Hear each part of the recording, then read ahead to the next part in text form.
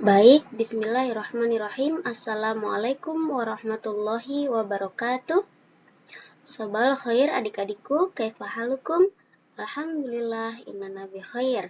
Arju antakuna daiman bi khairin wasururin. Baiklah adik-adik, hari ini kita akan mencoba membahas materi tajwid tentang hukum bacaan nun sukun dan tanwin. Kira-kira apa saja ya hukum nun sukun dan tanwin itu? Dan bagaimana cara membacanya? Yuk kita pelajari bersama. Nabda bil basmalah. Bismillahirrahmanirrahim.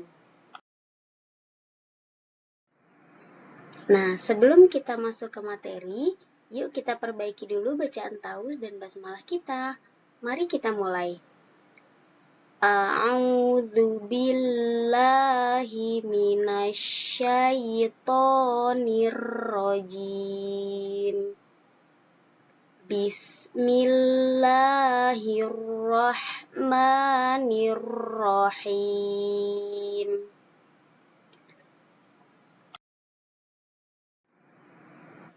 Kita berdoa sebelum belajar. Bismillahirrahmanirrahim. Rabbishrah li sadri wa yassirli amri wahlul 'uqdatam min lisani yafqahu qawli. Ya Allah, lapangkanlah hatiku, mudahkanlah urusanku, dan lancarkanlah lisanku agar mereka mengerti perkataanku. Amin ya rabbal alamin. Nah, sekarang kita mau coba cari tahu apa itu tajwid dan kenapa sih kita harus belajar ilmu tajwid. Teman-teman sudah tahu? Yuk kita bahas apa itu tajwid. Ilmu tajwid adalah pengetahuan tentang kaidah serta cara membaca Al-Quran dengan baik dan benar. Lalu, kenapa kita harus belajar ilmu tajwid? Tentu saja agar bacaan kita terpelihara dari kesalahan dan perubahan, serta memelihara lisan kita dari kesalahan saat membaca Al-Quran.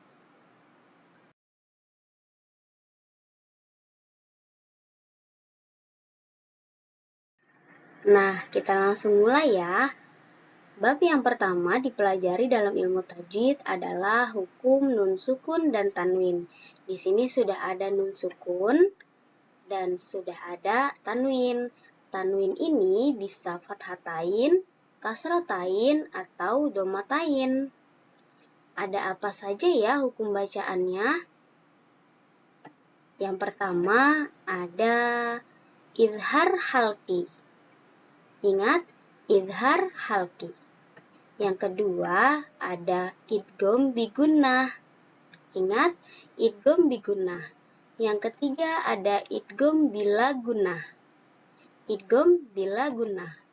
Yang keempat ada iklab. Lalu yang kelima ada ikhfa hakiki. Ya, ingat yang pertama tadi idhar halqi, kemudian idgham bigunnah, kemudian idgham bila gunnah, kemudian iklab, dan yang terakhir adalah ikhfa hakiki. Lalu apa saja mereka itu? Yang pertama tadi ada idhar halqi. Apa itu idhar halqi? Idhar halqi adalah apabila ada nun sukun atau tanwin bertemu dengan salah satu huruf hamzah, atau di dalam Al-Quran biasanya hanya dituliskan alif, ha, kho, ain, ghain, dan ha. Maka harus dibaca jelas. Contohnya seperti apa? Contohnya kata minhu. Nun sukun yang bertemu dengan huruf ha, maka cara bacanya harus jelas. Minhu. Nunnya kelihatan. Kemudian contoh yang kedua ada min alin. Min alin, nun sukun bertemu dengan hamzah atau dengan alif.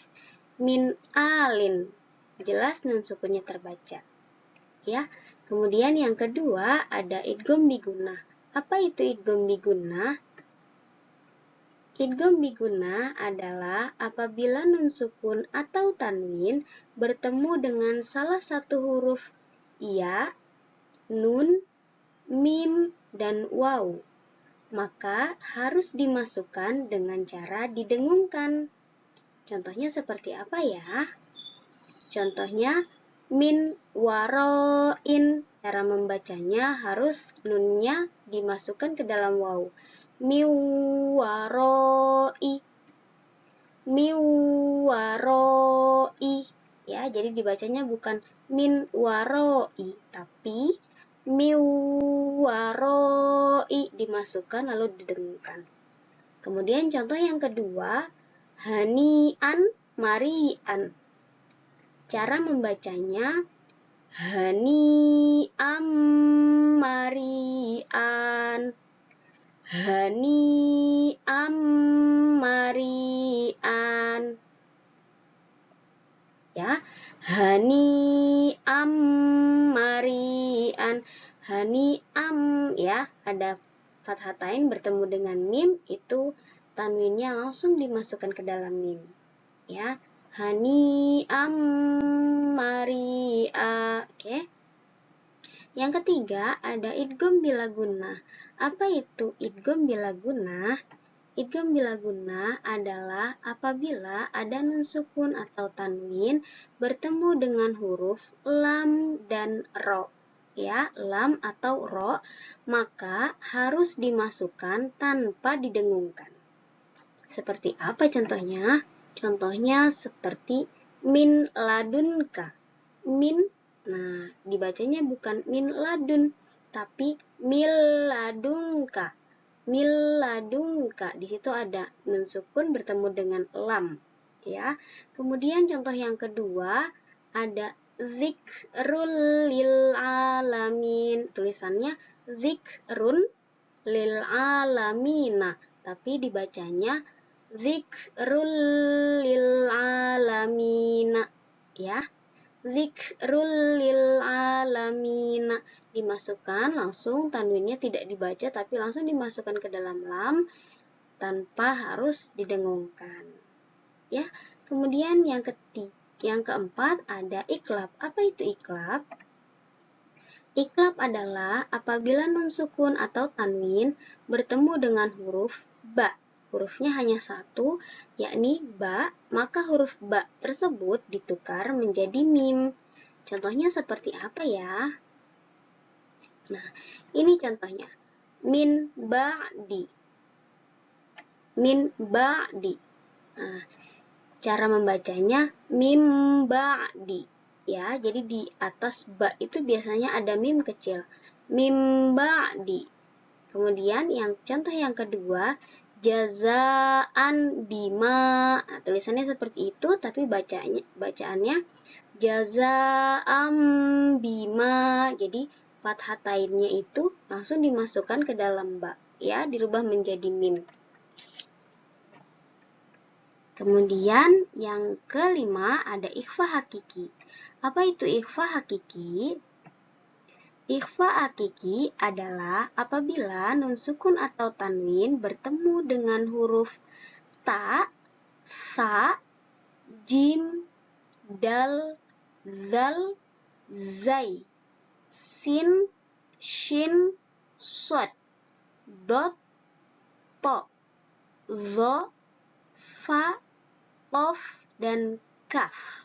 Maka cara membacanya harus disamarkan. Ya, nun sukunnya harus disamarkan. Contohnya seperti apa? Contohnya seperti yaumin kana. Tulisannya seperti itu, bacaannya yaumil kana. Yaumil kana. Ya, kemudian contoh yang kedua, fa'in ja'a. Tulisannya tapi bacanya fa'in ja'a. Fa'in ja'a. Bisa membedakan ya antara cara membaca izhar halki idgham bigunah, idgham bilagunah, iklab, dan ikhfa hakiki. Harus bisa. Cara membedakannya bagaimana? Bunyinya sudah beda. Kemudian huruf-hurufnya juga berbeda, ya. Huruf-hurufnya ini harus kalian hafalkan agar kalian bisa tahu ini hukum bacaannya idhar atau idgham bigunahkah, atau idgham bilagunahkah, atau iklab, atau hakiki, ya. Alhamdulillah adik-adik, kita sudah selesai membahas materi kita hari ini. Kakak harap kalian semua bisa memahaminya ya. Jika ada sesuatu yang masih mengganjal di hati kalian, yang belum kalian pahami, silahkan langsung ditanyakan. Oke? Mari kita tutup dengan doa. Bismillahirrahmanirrahim. Allahumma qadistauda'naka ma'allamtanahu fardudhu ilaina inda hajatina ilaihi wala tunsina anhu ya rabbal alamin. Allahumma anfa'na bima 'allamtana wa 'allimna ma yanfa'una warzuqna 'uluman tanfa'una fid dini wad dunya wal akhirah. Kafaratul majlis. Subhanakallahumma wa bihamdika asyhadu an la ilaha illa anta astaghfiruka wa atubu ilaik. Ma'an najah fi kulli umur. Amin. Wassalamualaikum warahmatullahi wabarakatuh.